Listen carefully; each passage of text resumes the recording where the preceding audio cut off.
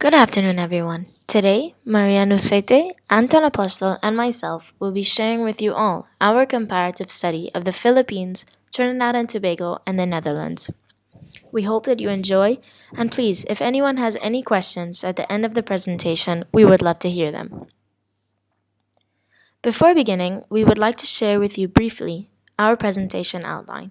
However, it is important for us to note that not every country will tackle all of these political and governmental characteristics displayed on the screen. Firstly, we will be looking at the type of government that each country possesses, then later on to its territorial agreements with other countries or organizations, its electoral politics, such as the voting process or duration, and other various facets, and lastly, the quality of their country's democracy. Please sit back, relax, and enjoy our presentation. Hello, everyone. My name is Anton Apostol, and I'm going to be talking about the Philippines, which is the country I am from. To start off, I'm going to be talking about two key leaders of the Philippines. The first one being Emilio Aguinaldo, our first ever president. He was appointed in 1899, a few years after he led the revolution that drove away the Spanish colonization in the Philippines. He is well known in the Philippines for raising the first Philippine flag that still to this day is the same one. It symbolized a moment of freedom and pride for the Filipinos that worked hard and that were determined to drive away the Spanish colony out of the Philippines. The second leader that is seen is President Rodrigo Duterte. He was elected in 2016 and is the current president of the Philippines. He is known to be a populist and a nationalist, and his teachings and his leadership has brought a lot of new life to the Philippines and changed probably a whole new perspective of how he sees the world. So moving on to the type of government that the Philippines is, it is a republic form of government. It is which in a state is ruled by representatives of the citizen body. Modern republics are founded on the idea that sovereignty rests with the people, though who is included and excluded from the category of the people has varied across history. It is a presidential system. It is a form of government in which the president is the chief executive and it is elected directly by the people. In this system, all three branches, executive, legislative, and judiciary, are constitutionally independent of each other, and no branch can dismiss or dissolve any other. The president is responsible for enforcing laws, the legislature for making them, and the courts for judging. Each is given specific powers to check and balance on others.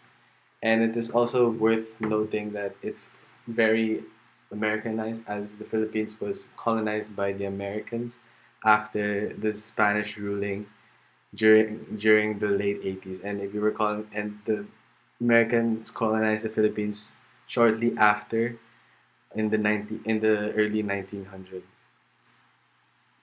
Next thing to talk about are the territorial agreements that the Philippines has.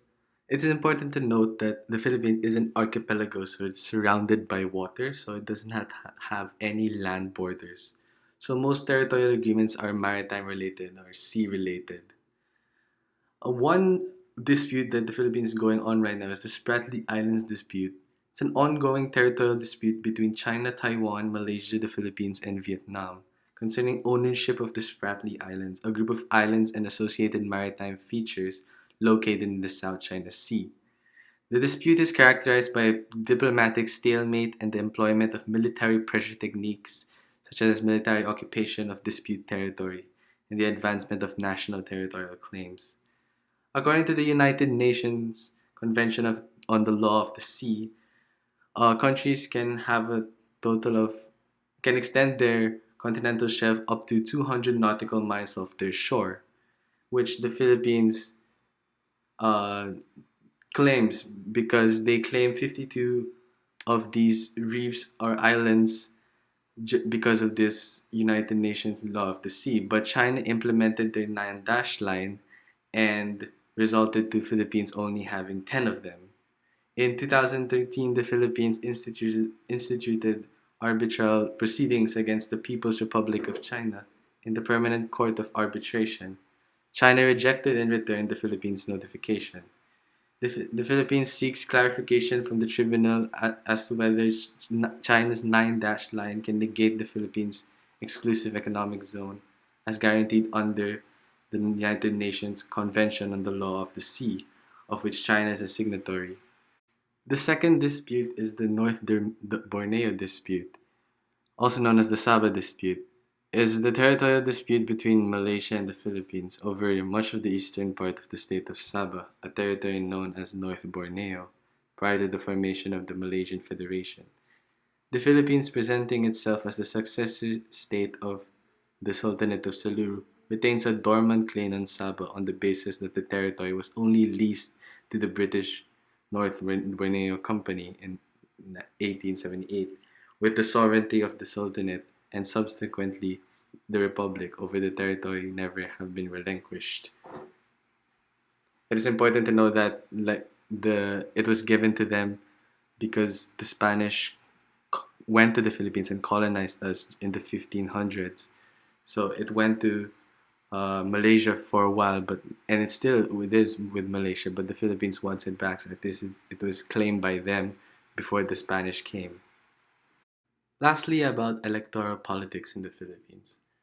So what is important to know is that presidential elections happen every 6 years, and voters should be at least 18 years old, and the president cannot rerun as due to the 1987 constitution, which is the constitution that the Philippines still use today.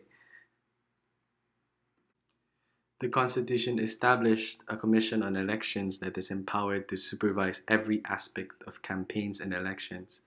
It is composed of a chairperson and six commissioners who can have been candidates for any position in the immediately preceding elections.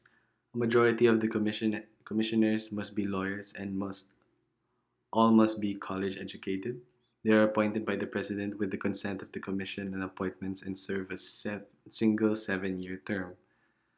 On the Commission on Elections enforces and administers all election laws and regulations and has original jurisdiction over all legal disputes arising from disputed results. To counter the unwholesome influence occasionally exercised by soldiers and other armed groups, the Commission may depute law enforcement agencies, including the Armed Forces of the Philippines. In dire situations, the Commission can take entire municipalities and provinces under its control or new elections. And this is also important to know that other elections, like the Senate and House of Representatives, happen every 3 years and mostly appointed by the president.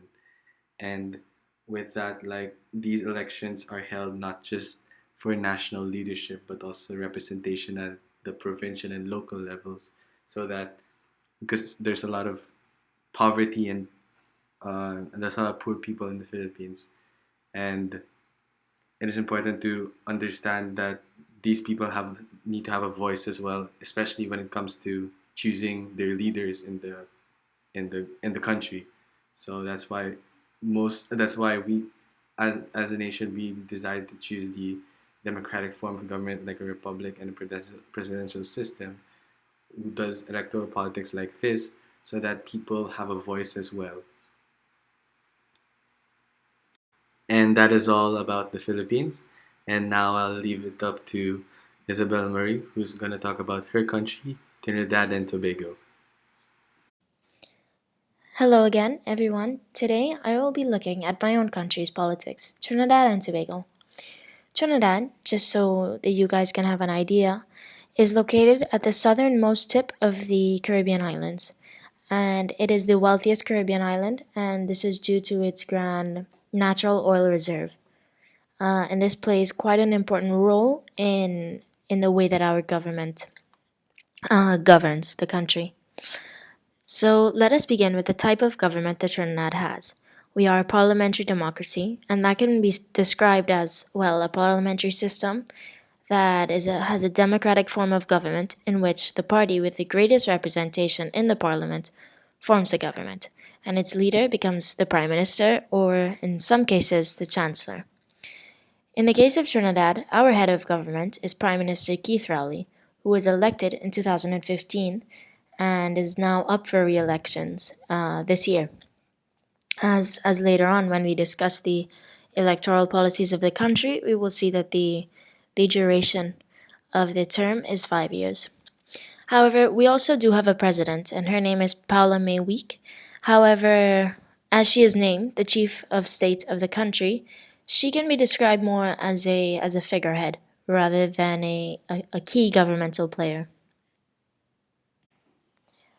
Moving on from the type of government that Trinidad has, although not formally described as a territorial agreement, but rather an organization, we will now be looking at the Caribbean community.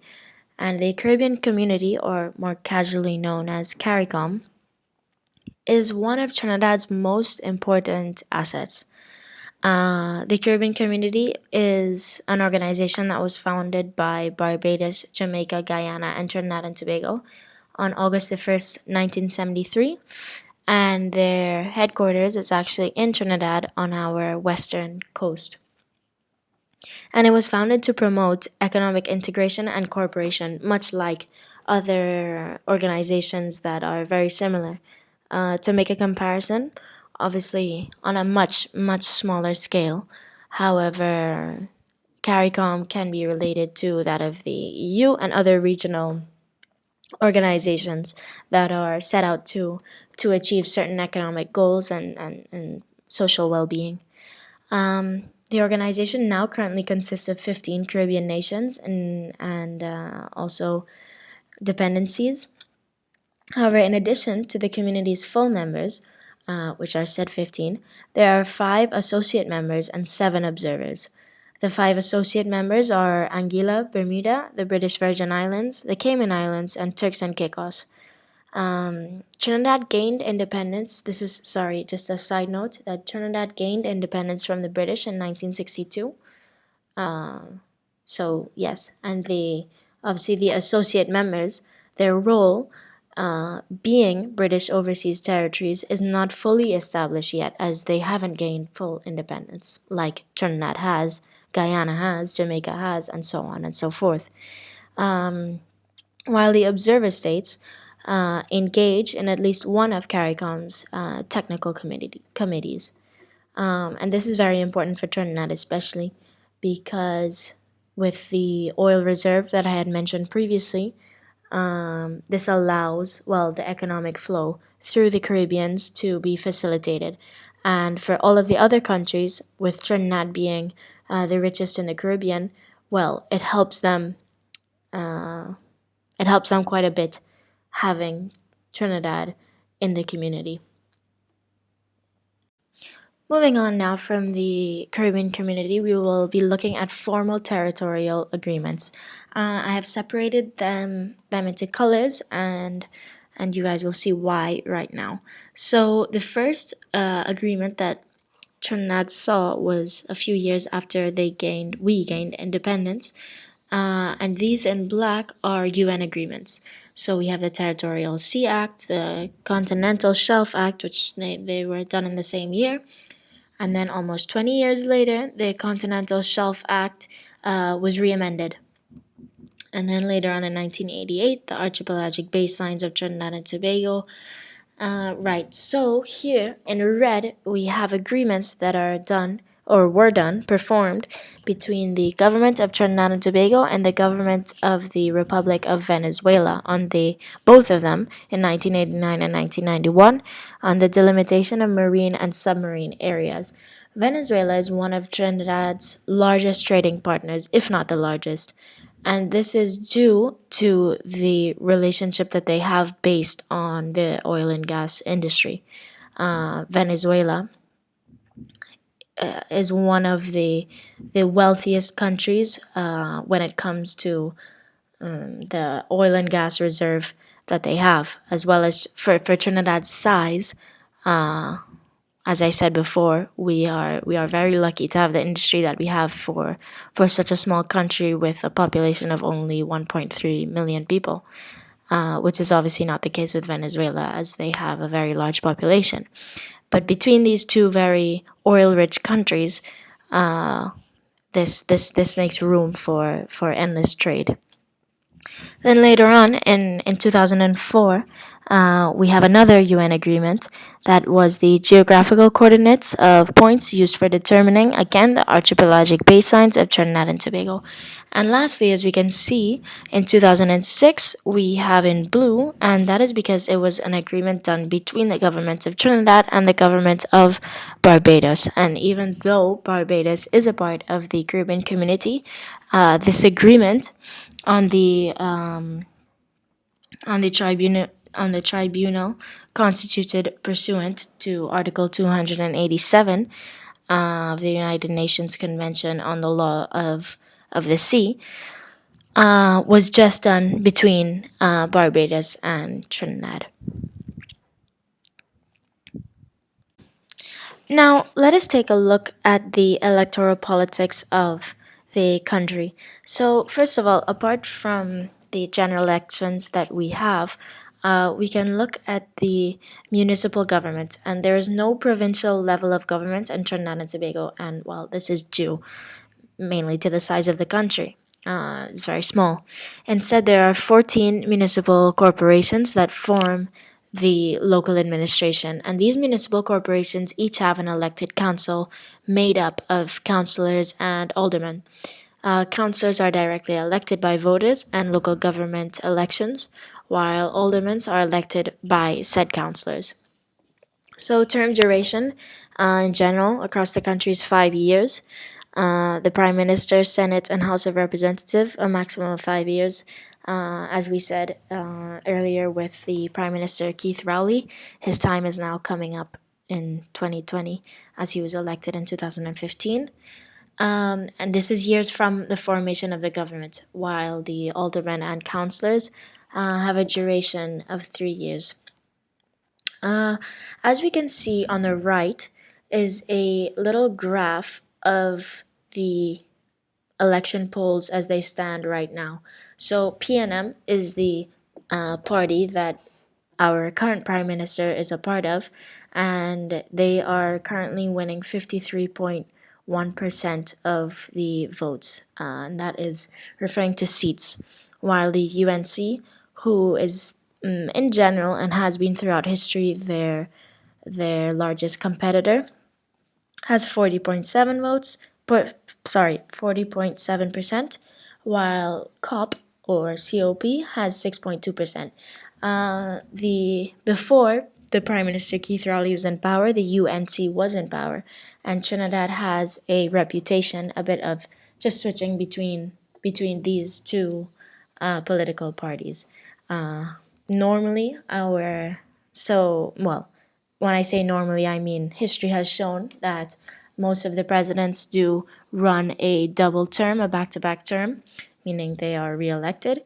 However, later on, obviously, in this example, it seems as though Rowley will be re-elected, and then after his term, the UNC will come in and probably stay in for 10 years, and then later on we will switch back to PNM again. Another fun fact, the PNM was the political party, the first political party after Trinidad had gained independence. Moving on, we will continue talking about the electoral politics. And now we will look at the representation system that we have. And well, this is the House of Representation. Much in like many other political systems, the majority is the single member plurality systems, which is the first past the post.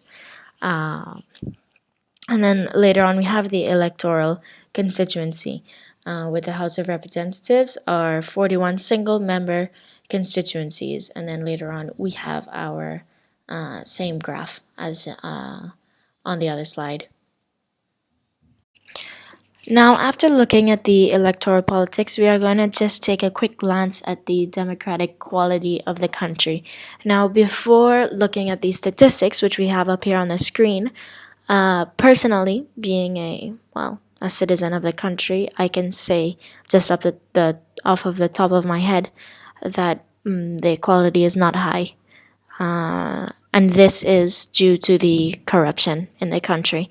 Trinidad is a very beautiful country, rich in many resources, as as I have continuously mentioned, the resources of oil. But not only that, we have a lot of ecotourism with our waterfalls, our mountains. Trinidad is one place where the turtles, the leatherback turtles, come, which are an endangered species. But however, our government is not something that as Trinidadians we are very proud of. So, as we can look at the statistics here, the Strength of Governance Structure Index, I wasn't able to find specifically the democratic quality, but the governance, the strength of the governments between 0 and 10.5 in Trinidad and Tobago was reported at a 5.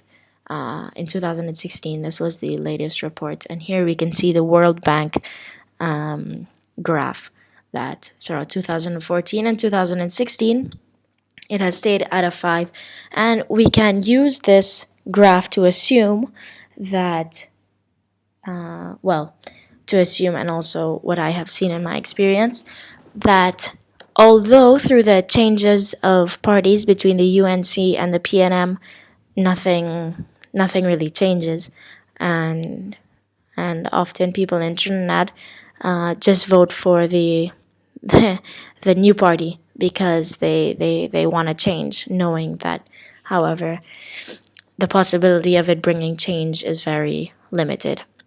But that is the democratic quality of Trinidad and Tobago. I hope you've enjoyed my part of the presentation. And now my friend Maria will be giving hers on the Netherlands. Good afternoon, my name is Maria Nusete, and I'll be doing a comparative study of the Netherlands in regards to its type of government, its quality of democracy, and its electoral politics. The Dutch system of government takes place within the framework of a parliamentary representative democracy, a constitutional monarchy, and a decentralized unitary state with a traditional tripartisan division of power. The legislative branch consists of the States General, which is bicameral. This means that they have an upper house and a lower house. The upper house is called the Eerste Kamer, which directly translates to the first room, and it is made up of 75 members. They are indirectly elected, as they are elected by the members of provincial councils rather than by the people. The lower house is called the Tweede Kamer, which directly translates to the second room, and it consists of 150 members, which are directly elected by the people. If we were to compare this to the American system of government, the upper house is the Senate and the lower house is the House of Representatives. The Dutch executive branch is multifaceted, so it consists of the head of state, the head of government, and the cabinet. The position of the head of state is occupied by the monarch, and that of the head of government by the prime minister, and the cabinet actually consists of the king, the ministers, and the prime ministers, and they meet weekly in order to discuss affairs and measures to be taken. The judicial branch is very simple. It really just consists of the judiciary of the Netherlands and its Supreme Court. This is the current Prime Minister, Mark Rutte, from the People's Party for Freedom and Democracy, the VVD in Dutch, and it is one of the biggest liberal parties on the Dutch political spectrum, and he has been Prime Minister of the Netherlands since 2010. And to the side we can see King Willem-Alexander and Queen Maxima, the current Dutch monarchs, who have been crowned since 2013. So when it came to analyzing the quality of Dutch democracy, I decided to stick to two platforms. One of them was the Economist Intelligence Unit, and the other one was Sustainable Governance Indicators. So the first group, Sustainable Governance Indicators, states that the Netherlands actually falls into the middle of the pack, ranking at about 18 out of 167 countries that were analyzed for their democratic quality, and this is really a result of their free and transparent electoral procedures. This is evident in the fact that political parties are largely funded through membership contributions and government subsidies, a result of a government commission having identified several aspects of party financing law that are crucial to campaigning. Civil rights are also heavily protected in the Netherlands, and this is particularly evident in a referendum that forced the government to adjust a Security Services Act that allowed surveillance of private citizen communications. And now moving on to the Economist Intelligence Unit statistics, I believe they pretty much speak for themselves. The strong points are very similar to that of Sustainable Governance Indicators, being electoral process, civil liberties, and the functioning of the government.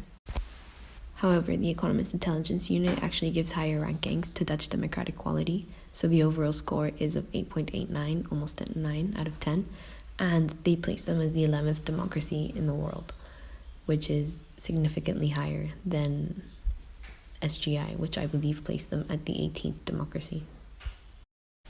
So when it comes to electoral politics in the Netherlands, there are actually 4 layers of government. These are the local councils, the provincial councils, and both houses of parliament.